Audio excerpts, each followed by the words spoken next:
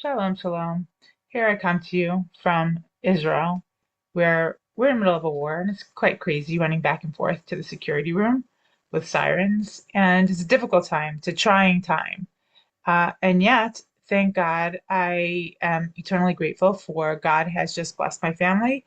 I just became a grandmother, first grandchild, and staring at this precious little child in my arms makes me yet again think about the miracle of life, the beauty of life, what life is. And you think about each child, especially now, that we that's how we're given life. We're infused in this body of ours, a breath of life from God, our soul, and it animates the body. And so we all have this divine within. And before humanity was created, there was only one. There was only God, Alufo Shalom, they call him, the master of the world, who preceded everything and encompasses everything we say, Ein Od Movado. There's really nothing else but God. And he is what's known as the great Aleph. The Aleph stands for Alufos, it's the word. And this one is God.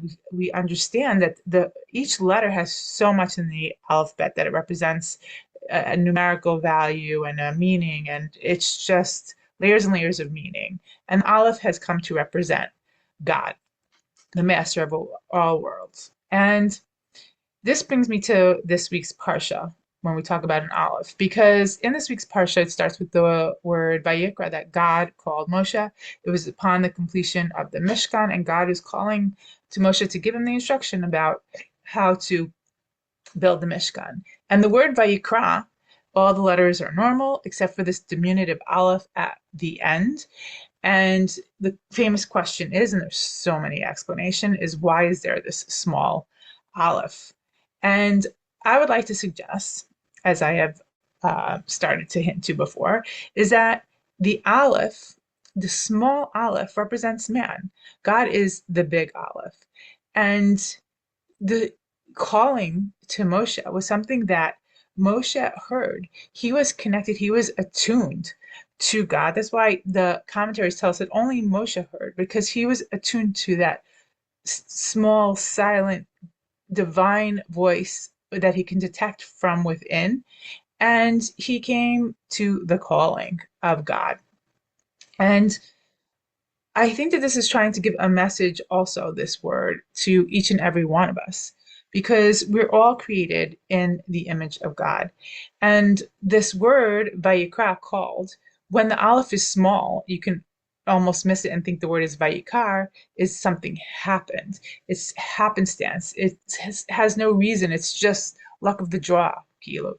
And the problem is that when you take away that small aleph, when you take away that connection from us, our divine soul, to the God within, and this is another interesting thing, an aleph is made out of, it's a small yud, a vav, which is a connective line, and another yud underneath it, that's the aleph, and that we, the small aleph, are supposed to connect, we're supposed to bring the God down here from the God up there, supposed to connect the two. That's our job in this world.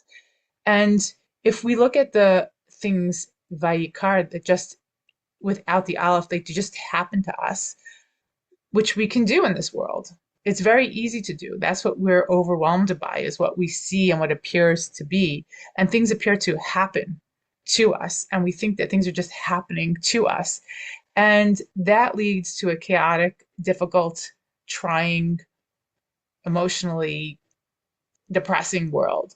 But if we understand that things don't happen just to us happenstance, but they happen to us, to the Aleph, to the God is calling to us with whatever happened.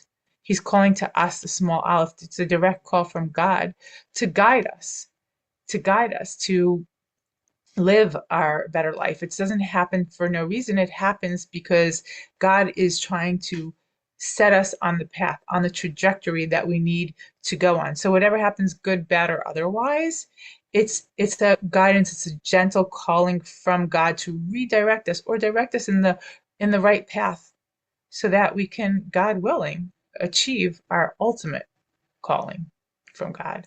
May you all be blessed to connect and to see and to understand and to hear and to fulfill whatever it is you're calling from God.